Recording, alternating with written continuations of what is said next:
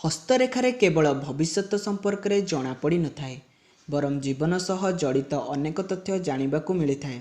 हस्तरेखा माध्यम आमे जानिपारिबा जे केउं देवादेवी को पूजा कले सुफल मिलिब। कौनसी देवादेवी को आराधना करबा भूल नुहे। सत मनरे भगवान को प्रार्थना कले भगवान को कृपा प्राप्त होइथाए एवं सुफल मिलिथाए। किंतु जदि जड़े निज आराध्य देवादेवी किंबा इष्ट देवादेवी को पूजा करती ताहले संपूर्ण फल प्राप्त होइथाए।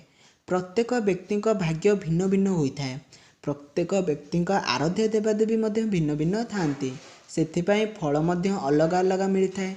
तेबे आम आराध्य देवादेवी किए ताहा जानिबार हस्तरेखा आमर साहाय्य करिथाए। हस्तरेखा शास्त्र अनुसार आमे जानिपारिबा केउं व्यक्ति आराध्य देवता किए। तो आसंतु स्टार्ट करिबा एही वीडियोटी को। हेलो फ्रेंड्स, मु सागर आपनको स्वागत करुच्ची एसडी नॉलेज चैनल को।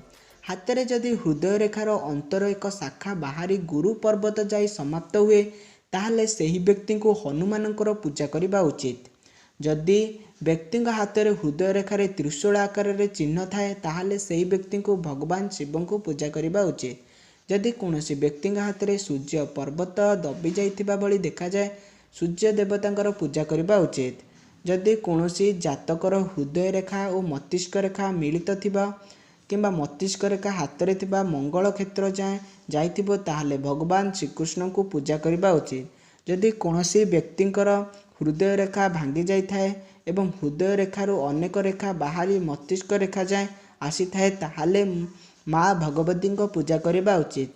जदि कौन व्यक्ति भाग्य रेखा को जदि कौन मोटा रेखा काटी दे थाए किंबा भाग्य रेखा खंडित हो जाए किंबा भाग्य रेखार कौन प्रकार दोष थाए ताहले सही व्यक्ति को माँ लक्ष्मी को पूजा करने उचित। आपको आम वीडियो भल लगी आम चैनल को लाइक करंतु, सब्सक्राइब करंतु और सांग मानक सहित शेयर करंतु।